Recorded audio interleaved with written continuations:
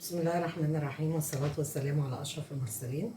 إن شاء الله النهاردة أنا قلت بقى بعمل محشي، وفرصة أقول لكم على تفسير الكرنب في المنام ورؤية المحشي في المنام.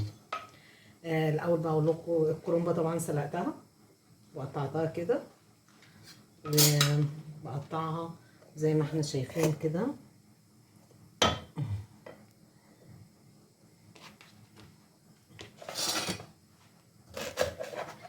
اقطعها بالطريقه دي بتبقى سهله عليا، وبالتساوي بقى افضل اقطع الربع كده بالتساوي. رؤيه الكرنب في المنام من الرؤى اللي هي المبشره بالخير. لو شخص حلم ان هو في سوق وبيشتري كرنب، فالكرنب معناه ان في خير جايله، بس خير جاي بتعب شويه، مش جاي بالسهل. بيبقى محتاج مجهود، يعني في رزق بيجي سهل وفي رزق بيجي محتاج مشقة وتعب ومجهود. فرؤية الكرنب ده من الرؤى اللي هي فيها رزق جاي بتعب ومجهود. وبرضك من تفسيرات الكرنب ان الشخص اللي هو شاف الرؤية دي هيبقى فيه تعامل مع شخص فظ غليظ القلب، فهو يحاول ان هو يكون في الفترة اللي جاية ما يحاولش يدخل في مشاكل مع حد، يحاول ان هو ما يتسرعش في قرارات، لان رؤية الكرنب لو حد شافه وهو شايله وحمل تقيل عليه، فمعنى ان هو هيتعامل مع حد قلبه قاسي، او تعامله هيكون فيه قسوة شوية، وهيبقى فيه شوية هموم او زعل. ده من التفسيرات اللي هي المنذرة بالنسبة لرؤية الكرنب.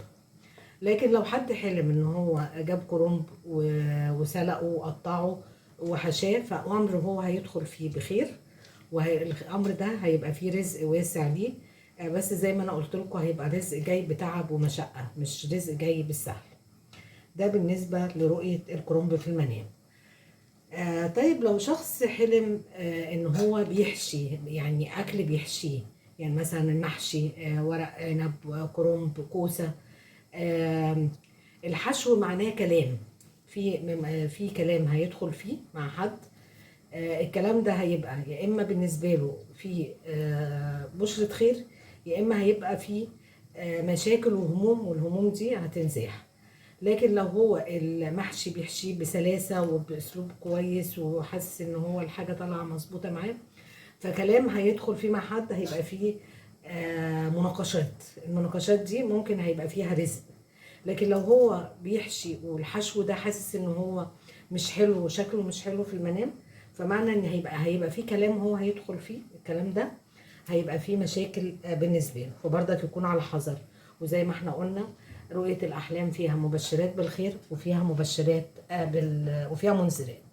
فحسب الشخص ما يكون قايم من النوم، وهو بيبقى صاحب الموقف وبيبقى فاهم ايه الحلم اللي هو حلمه، يا ترى قايم منه متضايق ولا قايم مبسوط. لو قايم مبسوط فدي بتبقى بشرة خير بالنسبة له.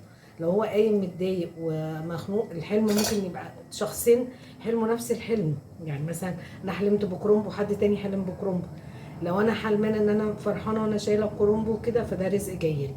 لو انا متضايقه وحاسه ان هو حمل تقيل عليا، ففي حد هيبقى شخص زي ما انا قلت لكم فظ وغليظ القلب، وهيبقى تعاملي معاه بقسوه، وهو يبقى مش لين، مش اسلوبه هيبقى سلس. فده بيبقى انذار. زي ما قلت لكم الحلم بيختلف من شخص لشخص، ومن حاجه لحاجه.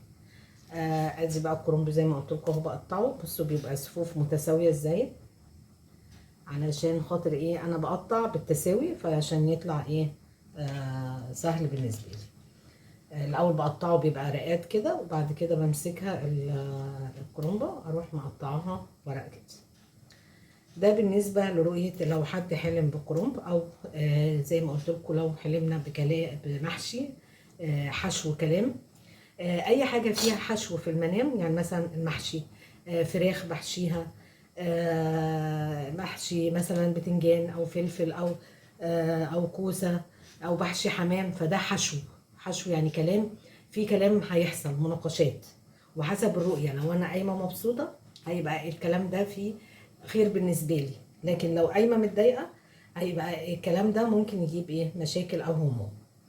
انا هكمل بقى معاكم المحشي كده، هعمل الخلطه ونعملها سوا كده، وهقول لكم الخطوات اللي جايه بعد كده. بصوا بقى الخلطه بتاعتي، طبعا بقدونس ورز والصلصه. الصلصه طبعا بحط عليها بقى البصل، وبقلبهم بقى مع بعض.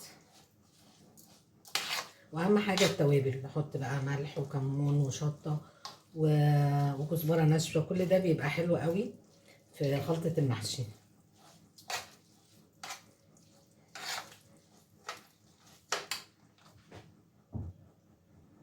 بصوا بقى الخلطه بتبقى محمره ازاي وكلها صلصه. بحبها الخلطه بتبقى حمراء، احلى ما بتبقى فاتحه كده، لاني بكتر الطماطم فيها، فبتبقى طعمها حلو، وبزود عليها معلقتين صلصه. وطبعا بحط بصل كتير، يعني على الاقل كيلو بصل مع كيلو طماطم. زي ما قلت لكم كل حشو في المنام، الحشو ده بيبقى كلام فيه يا اما طاقات ايجابيه او طاقات سلبيه. وكل اكل فيه خلط، يعني خليط بالمنظر ده بردك بيبقى فيه كلام، بالاكتر بيبقى فيه انذارات، كلام مشاكل، لخبطه كلام هيبقى فيه هيصه، او كلام هيبقى فيه دوشه. بس يعني الشخص اللي بيحلم بده بتبقى كلام مشاكل مقدور عليها، حاجات سهله، حاجات تتحل. في مشاكل بتبقى فيها كلام كتير، وممكن تبقى مشاكل كبيرة. لكن الخليط أو الخلطة في المنام بيبقى مشاكل بس سهل حلها. ده بالنسبة لو حد حلم بخلطة محشي أو بكشري، يعني الأكل اللي بيبقى فيه مكونات كتير داخلة ببعضها بتبقى كلام. فبرضك بيبقى الشخص اللي حلم بده بيكون على حذر على قد ما يقدر ما يدخلش في مشاكل، ودي بتبقى انذار بالنسبه له. هكمل بقى معاكم ان شاء الله لما نيجي نلف المحشي كده. بصوا بقى انا بلفه ازاي، احط شويه رز كده واروح ايه قافلاها كده. لما بتتقطع بتبقى سهله عليا، ما بتتقطع بسوا واحد.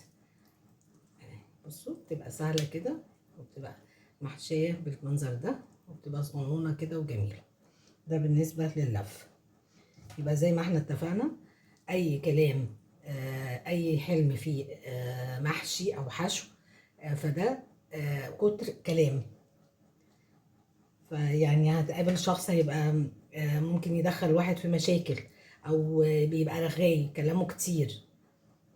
فالاحلام دي بتبقى انذاريه اكتر ما هي مبشره. بالنسبه لو الواحد حلم بمحشي ولف كلام وكده، فده معناه لف كلام، او اسفه، حشو كلام. يعني حد هيقعد يدخل الواحد في كلام هو مش بتاعه، كلام ومشاكل مش بتاعته. فنكون على حذر على قد ما نقدر. بس انا قلت افرجكم على المحشي بتاعي، وفرصه ان انا اقول لكم على تفسير المحشي في المنام، والحشو ايه، والكرنب ايه. هقابلكم بقى بعد ما اخلص المحشي. ده بقى كده المحشي بعد ما احنا لفيناه، وكنا بنتكلم عن تفسير رؤية الكرنب في المنام، ولف المحشي في المنام، وكل حشو معناه ايه وتفسيره ايه. بس قلت افرجكم بقى على المحشي بتاعي بعد ما انا لفيته، اوريهولكم بقى بعد ما يستوي. كده بقى ده المحشي بعد ما احنا عملناه. انا حبيت اوريهولكم واغرفه بقى معاكم.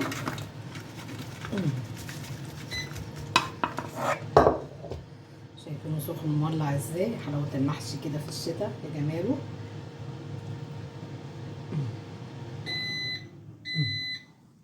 وزي ما احنا اتفقنا كل حشو كلام، وكل والمحشي حشو كلام. فنكون على حذر لو حلمنا بالمحشي. لكن لو اتسوى وطعمه حلو هيبقى دي اخبار حلوه هنسمعها، وهيبقى الكلام دوت جاي منه استفاده، وهيبقى رزق واسع. ويا رب دايما ابشركم بالخير. باي باي.